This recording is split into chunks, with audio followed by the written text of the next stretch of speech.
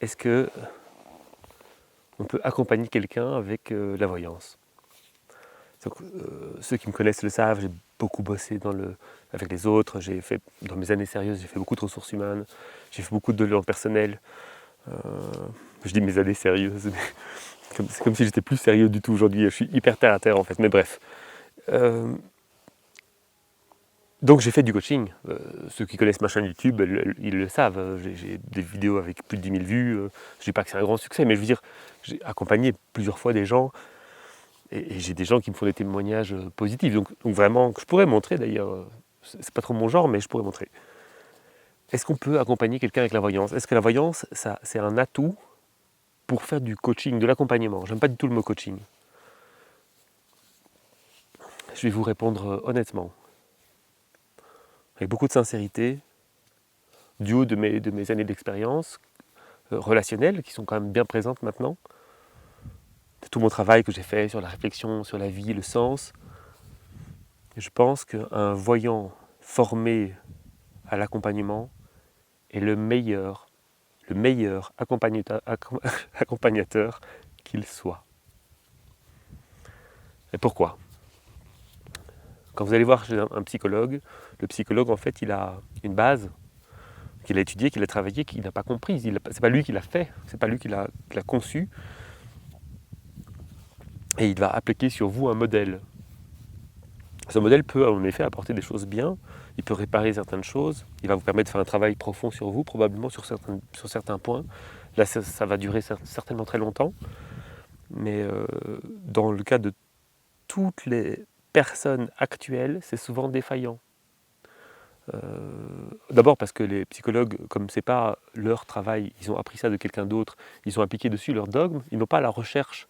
Un voyant fait une vraie recherche pour être dans le non-jugement et pour ne pas appliquer des dogmes. Si vous êtes chez un voyant, que vous êtes un papa séparé de la maman avec un enfant, vous allez prendre les dogmes en plein dans la tête. Hein. Je veux dire, y a pas de, on ne fait pas discuter de ça tellement c'est évident.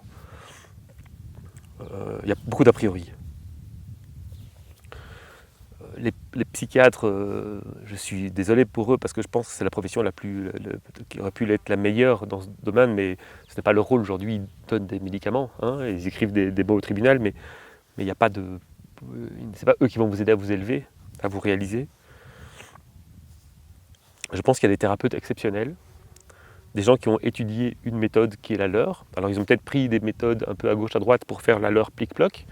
Et je connais plusieurs personnes qui ont été sauvées par des thérapeutes, donc des gens qui n'ont pas une vraie formation scolaire, ils en ont peut-être, mais ils ont fait leur travail. Et comme ils n'ont pas pu mettre la casquette de psychologue, de médecin, ils ont mis la casquette de thérapeute.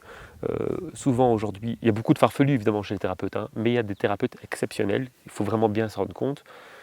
Souvent d'ailleurs ils travaillent, ils sont actifs, ils ont pas qu'un seul client, ce pas des gens qui ont fait un site internet et qui attendent chez eux, c'est des gens qui travaillent.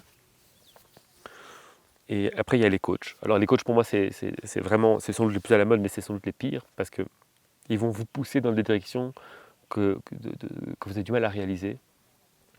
En fait, ils vont venir chez vous avec des phrases, avec des mécaniques toutes faites, très fonctionnelles, qui vont vous pousser à vous motiver. Et en fait, ils ne vont pas du tout gérer le contexte, pas assez en tout cas, et ils vont vous envoyer dans des murs, et ça va vous détruire votre fierté de vous. Quand vous allez voir un coach, c'est que déjà elle n'est pas très haute, mais quand vous allez vous dire il suffit de, il n'y a qu'à ça, il faut faire ça, tu ne ferais pas ça, et qu'ils vont vous pousser dans l'action, en fait vous allez juste vous prendre les murs qui vont avec, et je vous assure que soit vous allez chez le coach et vous ne l'écoutez pas vraiment, un coach sportif, hein, vous faites du sport, vous rentrez chez vous, on n'en parle plus, mais si c'est un coach de vie, je vous assure que vous ne serez pas mieux à la fin.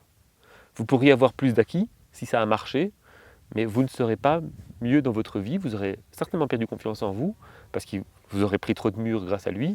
Comme le coach de séduction qui vous dit va draguer les filles, bravo, ben, tu vas te prendre des murs grands et ça ne marchera pas. Tu vas encore plus perdre confiance en toi. Parce qu'en fait, le coach ne travaille jamais sur les problèmes de fond. Je ne dis pas qu'il n'y a pas des exceptions dans chaque domaine qui sont exceptionnelles, mais c'est vraiment des exceptions, c'est malheureusement pas une généralité. Si vous allez mal et que vous cherchez à vous faire accompagner, honnêtement, vous seriez un ami. Je ne vous conseillerais pas ces personnes-là.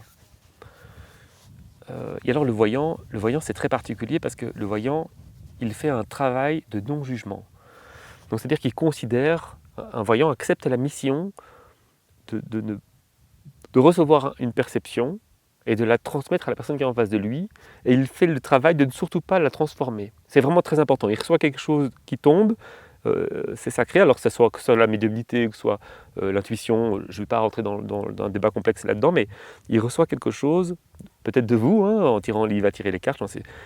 Et ce qu'il reçoit, il doit essayer de vous le transmettre le plus net possible, le plus propre possible, en tenant compte que d'une seule chose, c'est de vous-même. C'est-à-dire que s'il sait qu'en vous le disant, ça ne va pas passer comme ça, vous allez voir, le voyant va commencer à être emmerdé, il va essayer de chercher ses mots, et c'est pour ça qu'un voyant, il a un excellent vocabulaire, parce qu'il a appris à trouver les mots justes pour que le message passe. Et un bon voyant le fera très bien, parce que plus il va vieillir, plus il va oser dire des choses. Au début, on n'ose pas, parce qu'on a sans doute le complexe de l'imposteur. Plus on est en place, plus on ose dire des choses plus franches, et ça passe ou casse, mais souvent ça passe.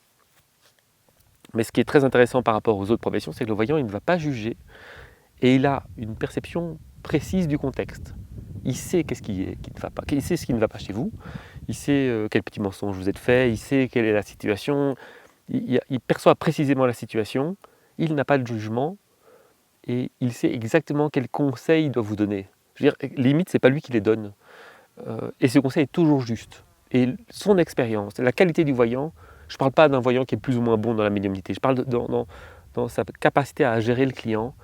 Un voyant expérimenté, sa vraie expérience, en fait, c'est de pouvoir passer le message de telle manière à ce que vous le compreniez. C'est vraiment très important.